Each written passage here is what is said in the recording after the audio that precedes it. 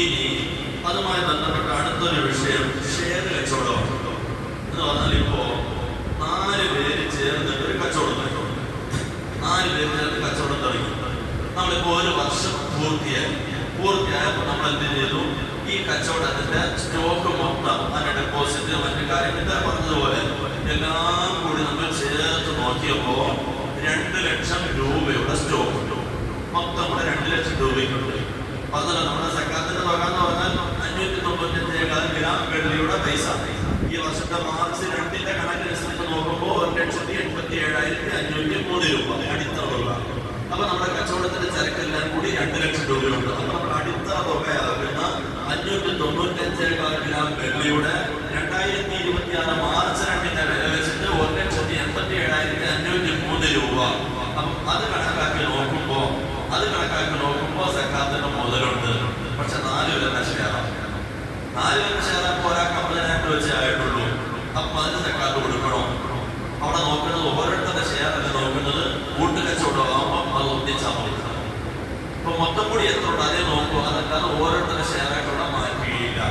ഇനി ഇവിടെ തന്നെ അടുത്തൊരു പ്രശ്നം വരും. ഈ പറഞ്ഞ 2 ലക്ഷം രൂപ മൊത്തം സ്റ്റോക്ക് ഉണ്ട്. അത് ഒരു മുസ്ലിമും ഒരു അമുസ്ലിമും കൂടെ കച്ചവടം ചെയ്യുന്നത്. 2 മുസ്ലിം അല്ല, ഒരാൾ മുസ്ലിമാണ്, ഒരാൾ അമുസ്ലിമാണ്. അപ്പൊ അങ്ങനെ വരുമ്പോൾ എന്ത് ചെയ്യണം? ആ മുസ്ലിമിന്റെ ഷെയർ മാറ്റണം. ഒഴിവാക്കി കളയാനല്ല, സക്കാത്തിന്റെ കണക്ക് നോക്കുമ്പോൾ അയാളുടെ ഷെയർ മാറ്റി വെക്കുക.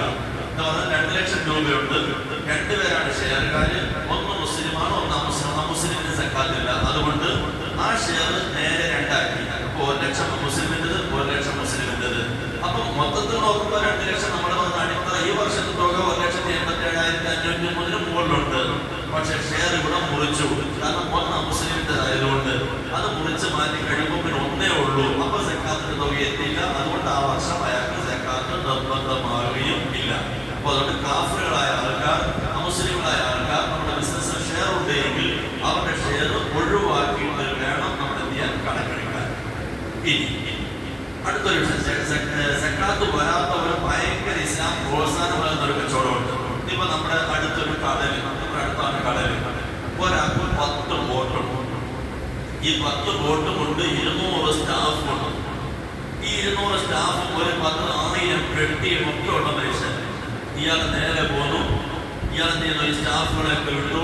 കടലിന് ആവശ്യം പോലെ മീൻ പിടിച്ചു. മീനെല്ലാം ഇങ്ങോട്ട് കൊണ്ടുവരുമ്പോൾ ഒരു ദിവസത്തെ 50 ലക്ഷം രൂപയുടെ മീനുണ്ട്. ഒരു ദിവസം 50 ലക്ഷം രൂപയുടെ മീനുണ്ട്. പക്ഷെ ആ മീൻ പിടിച്ചു കൊണ്ടുവരുന്ന ആ മുതലാളിക്ക് എന്തില്ല? കച്ചവടത്തിന്റെ സക്കാത്തില്ല.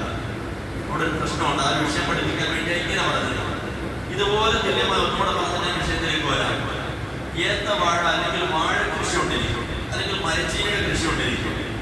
ഞാൻ എന്റെ ഭൂമിയിൽ, അല്ലെങ്കിൽ ഞാൻ പാട്ടത്തിന് വന്ന ഭൂമിയിൽ ഞാൻ എന്ത് ചെയ്യുന്നു?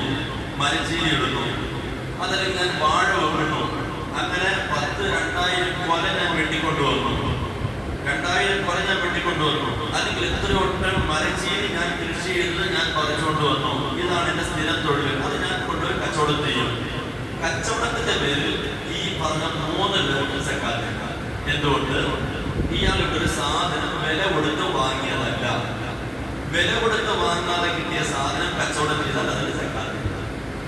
ഒരു മസല എന്തിനത് പ്രോത്സാഹിപ്പിക്കുന്നത് അറിയാമോ? എല്ലാവരും ഈ സൈസ് പണിയിലേക്ക് ഇറങ്ങാൻ വേണ്ടി. അപ്പം ഇയാൾ പോയി ഇങ്ങനെ മീൻ പിടിക്കുന്നത് എത്രയോ മനുഷ്യർക്ക് ഇത് ഒരു ഉപകാരപ്പെടും. അങ്ങനെ വില കൊടുക്കാതെ കടലിൽ കിട്ടുന്നത്.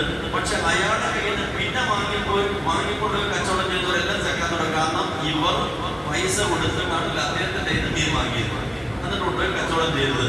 പിന്നെ വാഴത്തോട്ടത്തിൽ നിന്ന് വാഴ മൊത്തം വെട്ടിക്കൊണ്ട് വെച്ച ആളിന് സക്കാത്തില്ല. അയാളുടെ സക്കാത്ത് വേറെ വരും. എങ്ങനെ? അയാളുടെ സമ്പാദ്യ രൂപയുടെ സക്കാത്ത് അത് വേറെ വരും. അതല്ലാതെ കച്ചവടത്തിന്റെ സക്കാത്ത് എന്നൊരു സക്കാത്ത് അയാൾക്ക് ബാധകമല്ല. അപ്പം ഇങ്ങനൊരു വിഷയം കൂടിയുണ്ട്.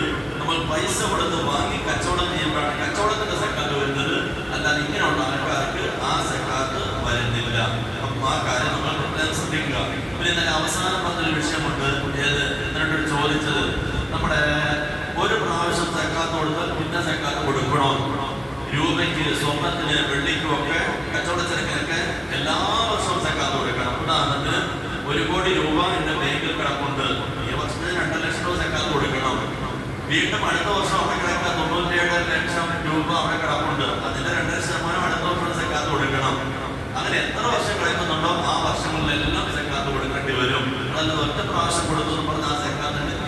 ഇല്ല. അതുപോലെ നമ്മൾ കടം കൊടുത്തു. അങ്ങനെ കുറെ പേര് ചോദിച്ചു, ഞാനൊരു അക്ക 50 ലക്ഷം രൂപ കടം കൊടുത്തിട്ടുണ്ട്, ഞാൻ എന്റെ കയ്യിലില്ല, പക്ഷെ എന്റെ ഉടമസ്ഥതയിലുള്ളതാ, അതുകൊണ്ട് ആ 50 ലക്ഷം രൂപയ്ക്ക് ഞാൻ സക്കാത്ത് കൊടുത്തേ പറ്റൂ. അപ്പൊ 5 വർഷം കഴിഞ്ഞാൽ തരുന്നെങ്കിൽ 5 വർഷം വരെ സക്കാത്ത് കൊടുക്കണം.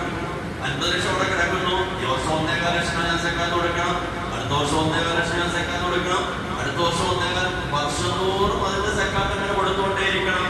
അപ്പൊ അതിനകത്ത് യാതൊരു വീട്ടിൽ നമ്മുടെ ഉടമസ്ഥയുള്ള പൈസയാണ്. അപ്പൊ അയാൾ സക്കാത്ത് കൊടുക്കണോ?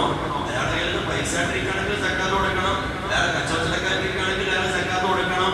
നേരെ മറിച്ച് എന്റെ 50 ലക്ഷം രൂപ വാങ്ങിയിട്ടുള്ള വീട് വെച്ചെടുത്ത് താമസിക്കുക, അയാൾ സക്കാത്ത് കൊടുക്കണ്ട. കാരണം എന്റെ പൈസ വാങ്ങിച്ചാൽ പൈസ ഇട്ടില്ല, വീടാക്കി മാറ്റിക്കഴിഞ്ഞു, അയാൾക്ക് സക്കാത്ത് വരുന്നില്ല. ആ കാര്യം നമ്മൾ പ്രത്യേകം ശ്രദ്ധിക്കുക.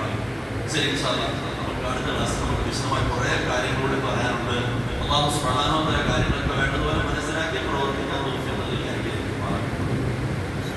സംശയമുണ്ടോ? നമ്മൾ നിങ്ങളോട് ചോദിച്ചു.